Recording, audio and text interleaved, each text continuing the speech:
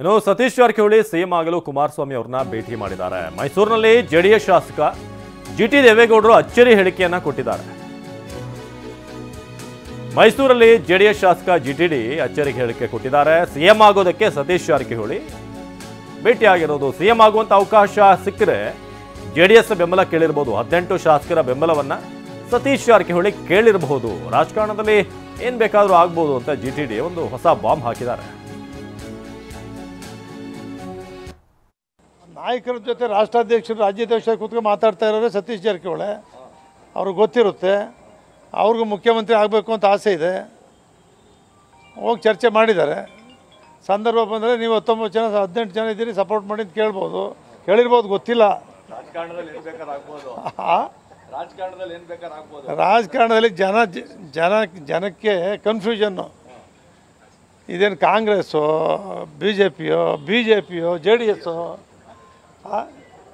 ಜನಕ್ಕೆ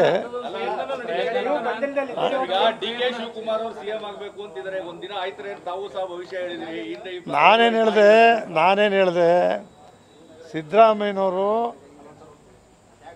2004 ಮುಖ್ಯಮಂತ್ರಿ ಅಂತೇಳಿ ರಾಜ್ಯಾದ್ಯಂತ ನಾವೆಲ್ಲ ಪ್ರಚಾರ ಮಾಡಿದ್ವಿ. ಮುಖ್ಯಮಂತ್ರಿ ಅಂತೇಳಿ ಧರ್ಮಸಿಂಗ್ ಆದರು. ಆವಾಗ ಸಿದ್ದರಾಮಯ್ಯನವರು ಅದಾದಮೇಲೆ 2013 9 ವರ್ಷ ಆದಮೇಲೆ. ಹಂಗೆ ಡಿ ಕೆ ಶಿವಕುಮಾರ್ ಅವರು ಪ್ರಯತ್ನ ಪಡ್ತಾ ಇದ್ರೆ ಯಾವತ್ತು ಬೇಕಾದ್ರೂ ಮುಖ್ಯಮಂತ್ರಿ ಆಗ್ತಾರೆ ಅಂತ ಹೇಳಿದ್ವಿ. ಸತೀಶ್ ಜಾರಕಿಹೊಳಿ ಅವ್ರಿಗೂ ಅವಕಾಶ ಇಲ್ಲ ಅಂತ ಹೇಳೋಕ್ಕಾಯ್ತದ? ಈಗ ಎಲ್ಲರೂ ಕೂಡ ಆಗ್ತಿದ್ದಾರೆ, ಅವರು ಸೀನಿಯರ್ ಇದ್ದಾರೆ, ಪ್ರಯತ್ನ ಮಾಡ್ತಾ ಇದ್ದಾರೆ. ಯಾರು ಆಯ್ತಾರೆ ಅನ್ನೋದು ಆಶ್ಚರ್ಯ ಏನಿಲ್ಲ.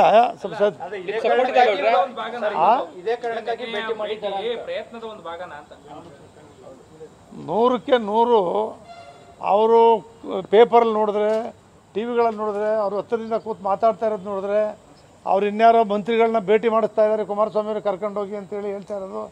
ಅಭಿವೃದ್ಧಿ ಮಾಡ್ತಾ ಇದ್ದಾರೋ